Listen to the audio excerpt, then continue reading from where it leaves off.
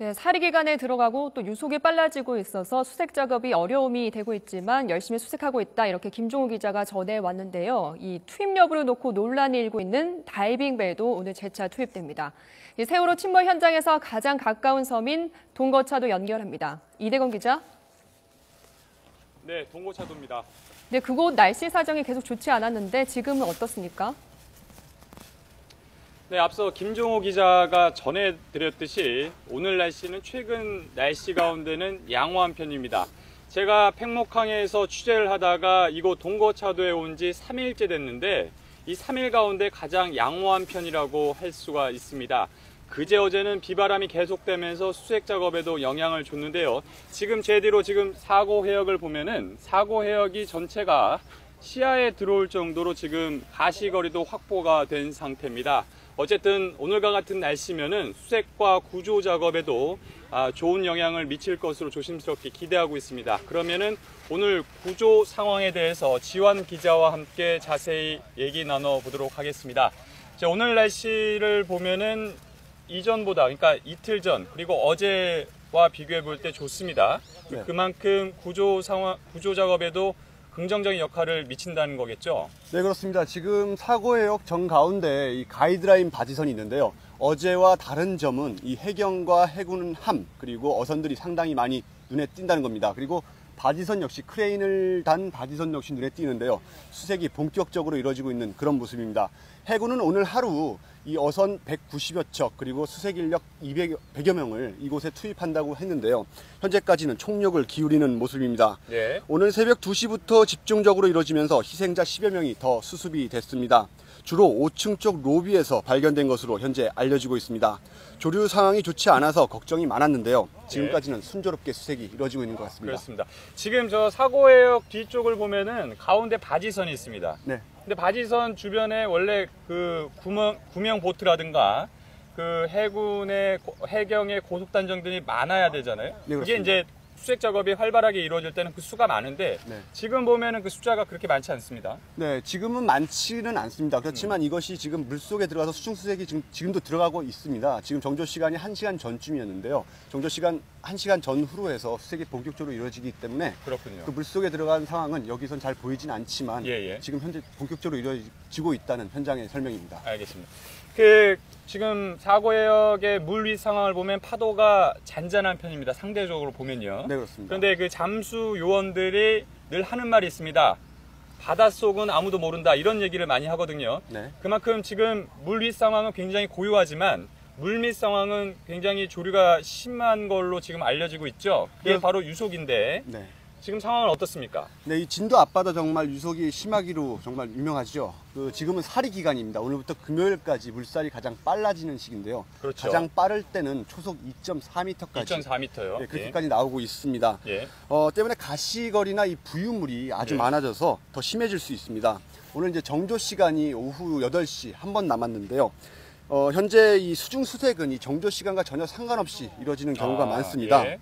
결론적으로 현재 그 물위 상황은 어제보다 상당히 좋아졌지만 이 물밑의 상황은 상당히 더 나빠졌습니다. 조금 더 힘을 내줬으면 좋겠습니다. 예, 지금 그 수색 작업이 계속 이뤄지고 있는데 희생자를 수습하는 그 위치를 보면은 네. 그 세월호가 지금 왼쪽으로 기울어진 채 침몰해 있지 않습니까? 예. 지금 좌연 쪽에서 수습이 이루어지고 있는데 네. 좌연은 지금 침몰 위치상 보면 가장 깊은 곳에 있죠. 네, 그렇습니다. 지금 세월호가 침몰한 지 점점 내려가고 하면서 지금 수심 47m까지 내려갔다고 합니다. 그렇군요. 굉장한 높이 수심까지 내려갔는데 이러다 보니까 더욱더 수색이 어려운 상황입니다.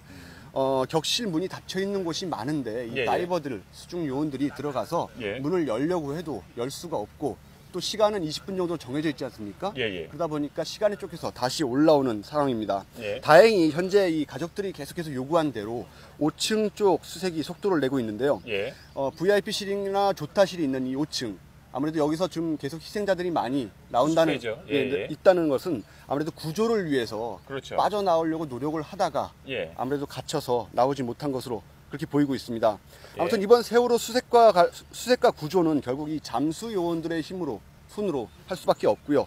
때문에 잠수 시간을 최대한 늘리는 게 관건이라고 그렇군요. 보겠습니다. 그 최근에 대책본부에 따르면은 현재 그 객실 전체 가운데는 3분의 1 정도가 수색이 이루어졌다. 네.